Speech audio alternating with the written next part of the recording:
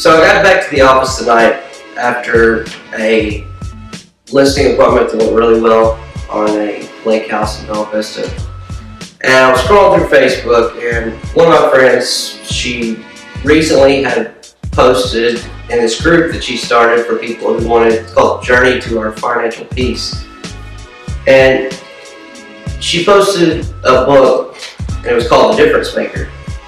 And a lot of people ask me through, being in this business for 13 years and ultimately just now having major success or on the path to major success, what was my difference maker?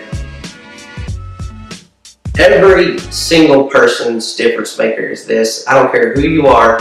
I don't care what kind of money you're making right now. I don't care what your house looks like right now. You want to sell it. I don't care if you have dreams of buying some fancy mansion or a 3-bedroom, 2-house in the neighborhood that's just got a fenced-in backyard. It doesn't matter what your goal is. The difference maker and the people that actually reach those goals and the people that continually fail is, no matter what stands in your way, your difference maker is you not being able to quit. I used to read a lot of books like The Difference Maker, or I read a lot of psychology books back in the day when I played golf. I've read marketing books, all types of different books for self-help to figure out, these people have mastered this. What do they do different? How can I change myself to quit continually getting beat out for listings, quit continually having buyers choose to work with other agents because I wasn't, performing or providing the service they wanted. I was continually losing, and I wanted to win. Not just win, I wanted to win big. I wanted to walk into any door or have a buyer walk into my door and say to their wife or their husband, "Hey babe, that's our agent right there. I know if we hire him, everything is going to be taken care of for us from here until long after the closing. When we sell this house, when we get our next house, when we do our first investment." And so a lot of people, they want to say, "I'm going to do it tomorrow. I don't have time for it. I don't have money for it." I used to read a lot of books, and I say that because I didn't actually read books. I didn't have money. I didn't have money to buy books. People might say, "Oh yeah, well, I'm going to start reading books about how to invest or how to sell my house or how to become a realtor because that job looks so awesome, or how to do whatever, how to have a better life, how to have a better life with your wife," whatever you want to call it.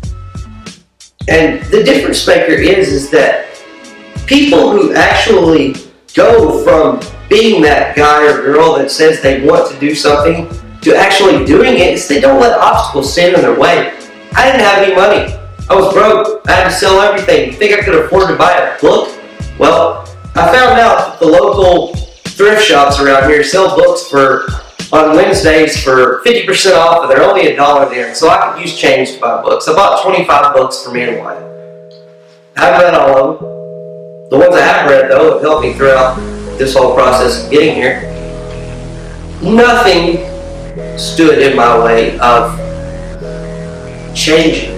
The difference maker is, I was tired of losing. I wanted this. I wanted to be the best agent. I wanted to know how marketing works. What are these people doing to get all these buyers and sellers? I'd like to get all those buyers and sellers. How do these people afford to, do all these pictures and have nice videos and stuff? Well, I can't afford it, so, I asked for a camera for Christmas. I made some money. I bought myself the nicest video equipment, lenses, anything out there, and instead of just letting it sit on the shelf, I did whatever it took to become a difference maker with my photography, with my videos, with the marketing that I did, the advertising, the targeting that I spent $25,000 in 1 year, not making a dime. I started on this path 3 years ago, and when I did, I said nothing was going to stand in my way. I wanted to have a nice car, that got around, that wasn't falling apart, wanted to be able to show $1 million clients and feel okay driving up there, even though that doesn't matter. It mattered to me. I wanted to find the person that I was going to spend the rest of my life with.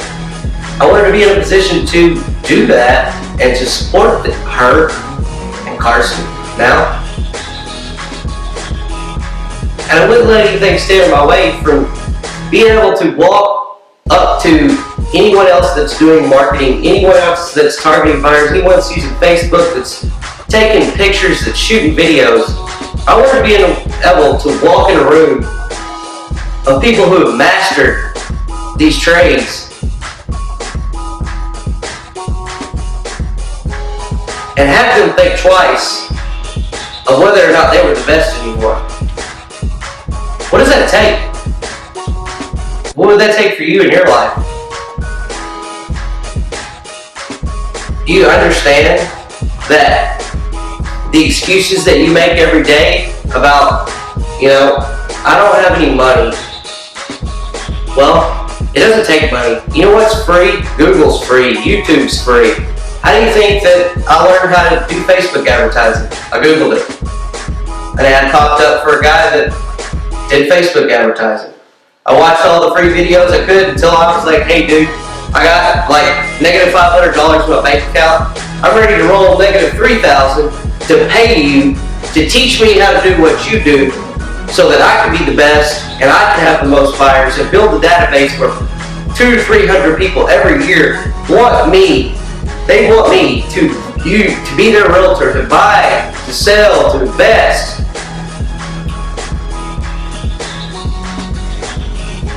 Your excuses aren't any better than mine, than his, than hers. We all have them. I'm tired. It's hard to wake up in the mornings. I want to start waking up early. It's hard to, keep the house clean. I got 3 kids, I can't keep their toys picked up. If you want to sell your house, put them away. Hey, kids, we're doing this to have a better life. When we sell this house, we're going to get to do this, this, this, and this. We're going to have a bigger house. We're going to have a smaller house so we can afford to take you to all the baseball games, the gymnastic trips, whatever it is that you guys are into.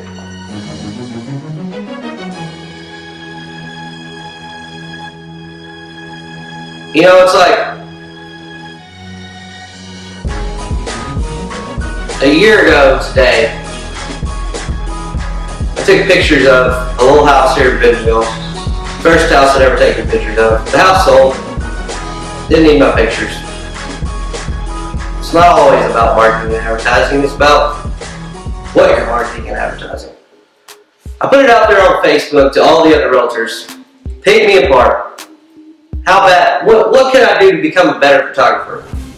What realtor do you know that will put their skills, ability out there to the world and not care because the only thing that matters to them is becoming better for the clients, for the people in their life that they serve, whether that's your family, whether that's the buyers, the sellers, your boss at Walmart or whatever. It doesn't matter.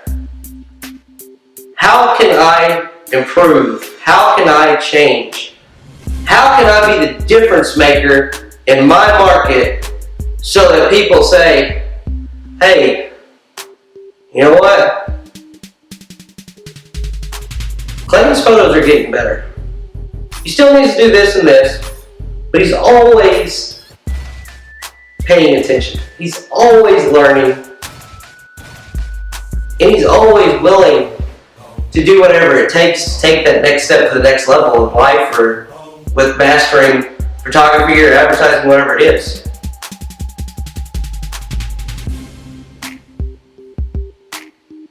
There's no one out there that's going to